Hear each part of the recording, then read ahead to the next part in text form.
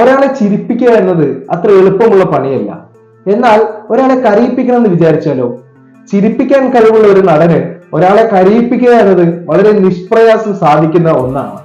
മലയാള സിനിമയിൽ കോമഡി റോളുകളിൽ നിന്നും ക്യാരക്ടർ റോളിലേക്ക് എത്തി നമ്മളെ ഞെട്ടിപ്പിച്ച നടന്മാരെ കുറിച്ചാണ് നമ്മൾ ഇന്ന് സംസാരിക്കാനായിട്ട് പോകുന്നത്. എല്ലാവർക്കും ഡോവി വ്ലോഗ്സ് സ്പീക്കിന്റെ പുതിയൊരു എപ്പിസോഡിലേക്ക് സ്വാഗതം. നമുക്ക് നേരെ വീഡിയോയിലേക്ക് പോവാം. നമ്പർ 1, സലീം കുമാർ. മിമിക്രി വേദിയിലൂടെ മലയാള സിനിമയിലേക്ക് എത്തിയ താരമാണ് സലീം കുമാർ. പ്യാരിയായും മണവാളനായും ഡാൻസ് മാസ്റ്റർ വിക്രമായും ഒക്കെ മലയാള മനസ്സിൽ ഇടം നേടിയ ഒരു താരം കൂടിയാണ് സലീമേട്ടൻ. ലാൽ ജോസിന്റെ അച്ഛനിറങ്ങാത്ത വീട് എന്ന ചിത്രത്തിലാണ് ആദ്യമായിട്ട് സലീമേട്ടൻ നായകനായിട്ട് എത്തുന്നത്. ആ സിനിമയ്ക്ക് ആ വർഷത്തെ മികച്ച സഹനടനുള്ള സംസ്ഥാന അവാർഡ് കരസ്ഥമാക്കുകയും ചെയ്തു. ഇതിനുശേഷം 2011 സലീം അഹമ്മദിന്റെ സംവിധാനത്തിൽ ഒരുങ്ങിയ അദാമിന്റെ മകൻ അബു എന്ന ചിത്രത്തിന് ആ വർഷത്തെ മികച്ച നടനുള്ള സംസ്ഥാന അവാർഡും ദേശീയ അവാർഡും കരസ്ഥമാക്കുകയും ചെയ്തു. കോമഡി ചെയ്യുന്ന ആളുകൾക്ക് വളരെ എളുപ്പത്തിൽ ക്യാരക്ടർ റോളുകൾ ചെയ്യാൻ പറ്റും എന്ന് തെളിയിച്ച നടൻ കൂടിയാണ് നമ്മുടെ സലീമേട്ടൻ. നമ്പർ 2, സുരാജ് വെഞ്ഞാറമൂട്. മിമിക്രിയിലൂടെ തന്നെ മലയാള സിനിമയിലേക്ക് എത്തിയ താരമാണ് സുരാജ് വെഞ്ഞാറമൂട്. ആദ്യകാലങ്ങളിൽ ഒരുപാട് സ്റ്റേജ് ഷോകളും അതുപോലെ തന്നെ ഒരുപാട് സീരിയലുകളിലൊക്കെ മൂപ്പർ അഭിനയിച്ചിട്ടുണ്ട്. അതിനുശേഷം അൻവർ റഷീദിന്റെ രാജമാണിക്യം എന്ന് പറഞ്ഞ സിനിമയിൽ മമ്മൂട്ടിക്ക് തിരുവനന്തപുരം സ്ലാങ് പഠിപ്പിച്ചു കൊടുക്കാനായിട്ട് വന്നതായിരുന്നു സുരാജ് വെഞ്ഞാറമൂട്. അതിനുശേഷം നിരവധി കോമഡി ചിത്രങ്ങളിലൂടെ വന്ന് ട്രോളന്മാരുടെ സ്വന്തം ദശമൂലം ദാമുവായിട്ട് മാറി. അബ്രിഷീനിന്റെ ആക്ഷൻ ഹീറോ ബിജു എന്ന ചിത്രത്തിൽ വെറും 5 മിനിറ്റ് മാത്രം ദൈർഘ്യമുള്ള ഒരു രംഗത്ത് വന്ന് നമ്മളെ ഞെട്ടിച്ചിട്ട് പോയപ്പോ സുരാജേട്ടൻ പോലും കരുതി കാണില്ല സുരാജേട്ടന്റെ കരിയർ വേറൊരു ദിശയിലേക്ക് സഞ്ചരിക്കുകയാണെന്ന്.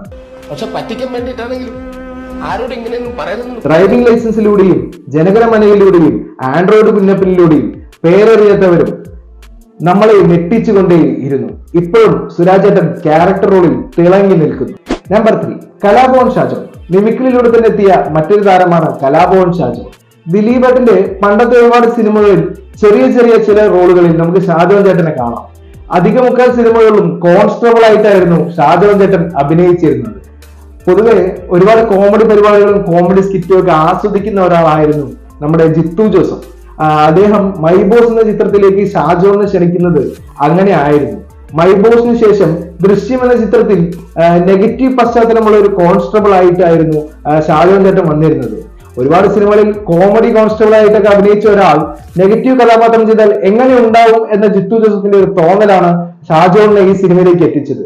ജനങ്ങൾ അത് ഇരു കൈ നീട്ടി സ്വീകരിക്കുകയും ചെയ്തു. നമ്പർ 4, ഇന്ദ്രൻസ്. സുരേന്ദ്രൻ കൊച്ചുവേലു എന്നാണ് ഇന്ദ്രൻസിന്റെ യഥാർത്ഥ പേര്.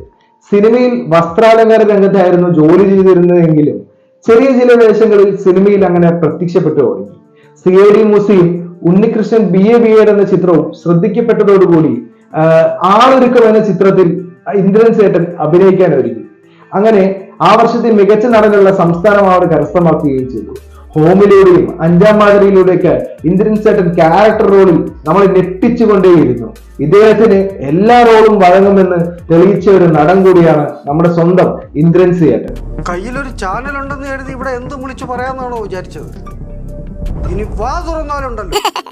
Number 5, Joju George. 1995 ഇറങ്ങിയ മഴവിൽ കൂടരം എന്ന ചിത്രത്തിൽ ജൂനിയർ ആർട്ടിസ്റ്റ് ആയിട്ടായിരുന്നു ജോജു ചേട്ടൻ ആദ്യമായിട്ട് സിനിമയിലേക്ക് എത്തുന്നത്. അതിനുശേഷം ഒരുപാട് സിനിമകളിൽ സഹനടനായിട്ടൊക്കെ എത്തി. പിന്നീട് ആള് കുറച്ച് കോമഡി റോളുകളിലേക്ക് എത്തി.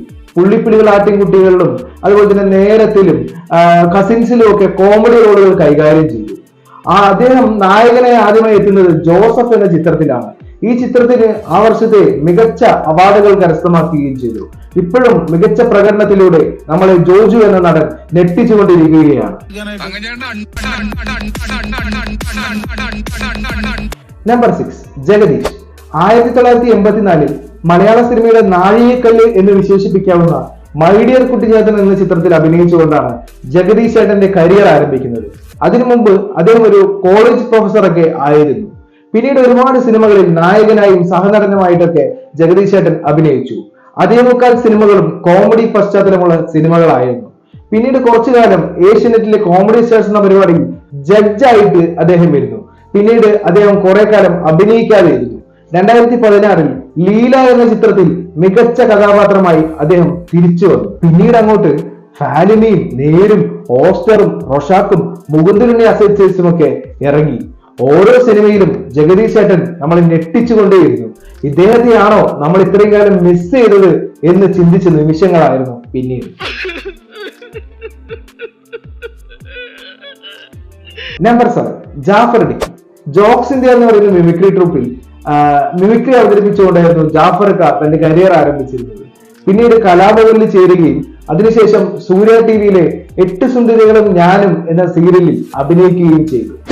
2007 ഇറങ്ങിയ കയ്യൊപ്പ് എന്ന ചിത്രത്തിലൂടെയാണ് മലയാള സിനിമയിലേക്ക് എത്തുന്നത്. പിന്നീട് ബിഗ് ബിയിലും വെറുതെ ഒരു ഭാര്യയിലും റോബിൻഹുഡിലും വൺ വേ ടിക്കറ്റിലും ഒക്കെ കോമഡി റോളുകളിൽ ഇദ്ദേഹം എത്തി. പിന്നീട് കുറച്ചുകാലം ഇദ്ദേഹം സിനിമയിൽ നിന്നും ഒരു ബ്രേക്ക് എടുക്കുന്നു. കട്ടപ്പനയിൽ ഋത്തിക് റോഷനിലും മഹേഷിന്റെ പ്രതികാരത്തിലും പറവയിലും അഞ്ചാം പാതിരയിലും പടവെട്ടിലും കൂമനിലും അങ്ങനെ കുറെ സിനിമകളിൽ മലയാളത്തിൽ ക്യാരക്ടർ റോളിൽ പ്രത്യക്ഷപ്പെട്ടു. 150-ൽ പരം ചിത്രങ്ങളാണ് ഇദ്ദേഹം അഭിനയിച്ച് തീർത്തത്. ഇവരൊക്കെയാണ് അപ്പോ തമാശയിലൂടെ വന്ന് ക്യാരക്ടർ റോളിൽ തിളങ്ങിയ നമ്മുടെ പ്രിയ നടന്മാർ. ഞാൻ ആരുടെയെങ്കിലും പേര് വിട്ടുപോയിട്ടുണ്ടെങ്കിൽ താഴെ കമന്റ് ആയിട്ട് രേഖപ്പെടുത്തുക.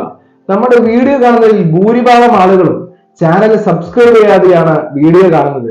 ചാനൽ ഒന്ന് സബ്സ്ക്രൈബ് ചെയ്ത് സപ്പോർട്ട് ചെയ്യുക. കൂടുതൽ വീഡിയോസുമായി ഉടനെ എത്താം. ബൈ.